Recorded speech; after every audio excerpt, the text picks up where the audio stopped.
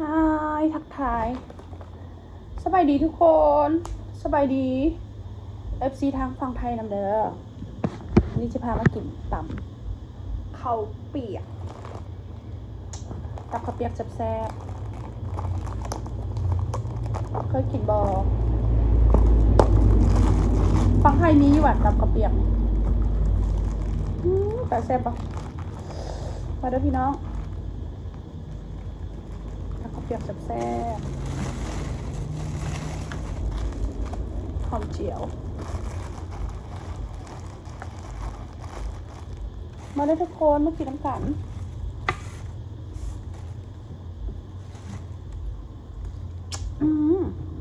แต่แซ่บปะทำเส้นข้าวเปียกฝั่งไทยเขาเอิ้นมันอย่างเส้นข้าวต้มบ่ข้าวต้มหยวนบ่เขาเอิ้นอะไรวะมาเด้อมาเด้อมาเด้อพี่น้อง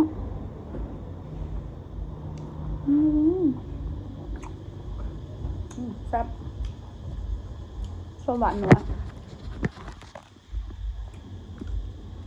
มาเด้อพี่น้องกินน้ำกัน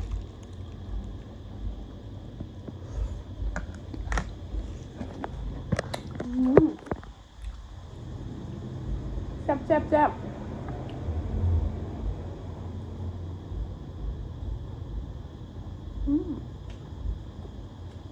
ใส่ตีนไก่น้ำใส่ปลาหมึกน้ำ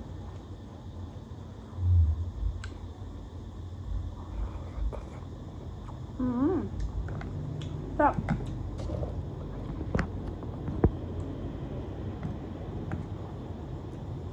แล้วพี่น้องแล้วกินน้ำกันเครื่องข้าวเปลือก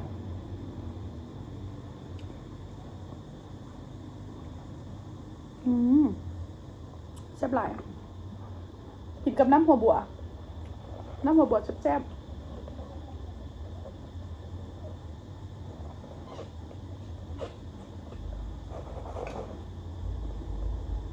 มาได้ทุกคนแซ่บหลายกินไก่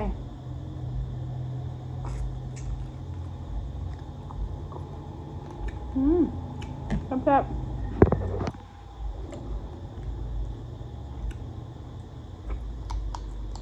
สบายดีพี่น้องทางฝั่งไทยที่ทางฝั่งไทยมาเด้อมาเด้อ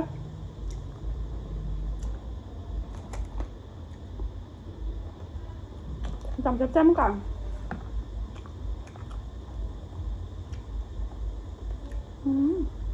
เท่าไหร่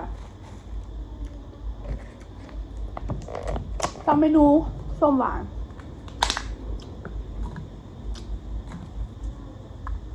มาสักแบบใช่ไหมฮอนดอก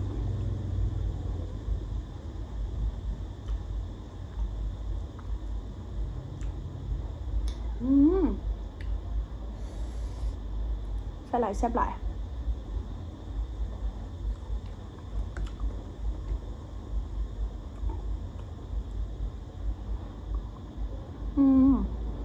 ปลาหมึกแดง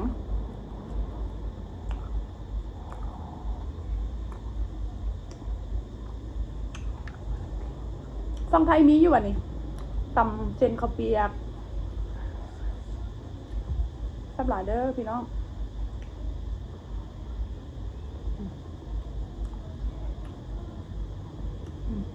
มาเด้อพี่น้องเด้อ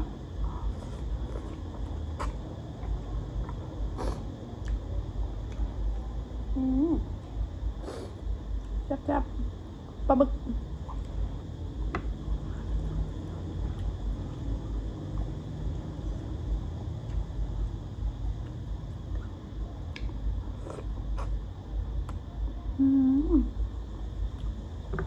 หมูยอ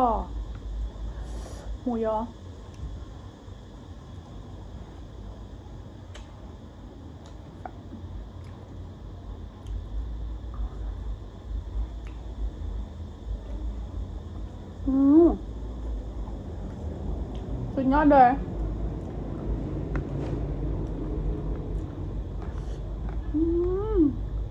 ขออนุญาตด้วยพี่น้องเนาะ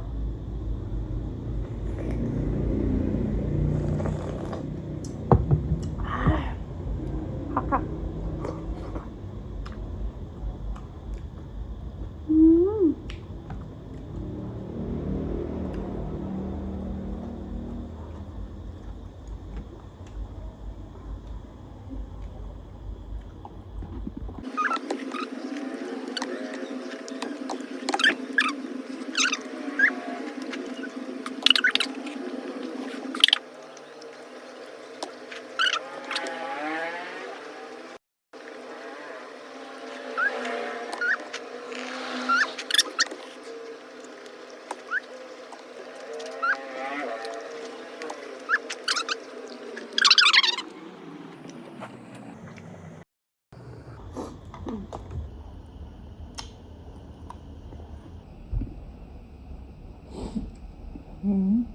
แซ่บหลายพี่น้องขี้มูกออก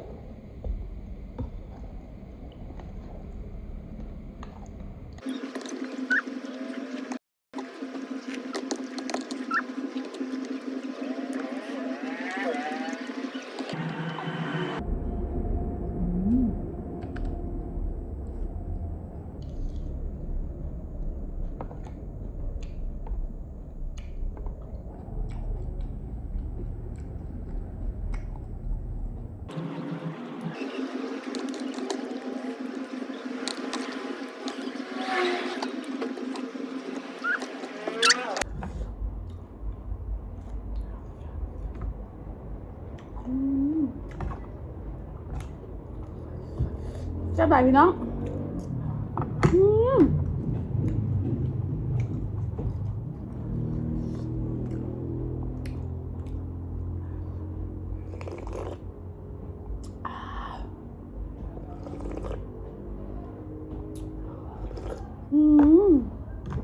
แล้วเจอกันไหม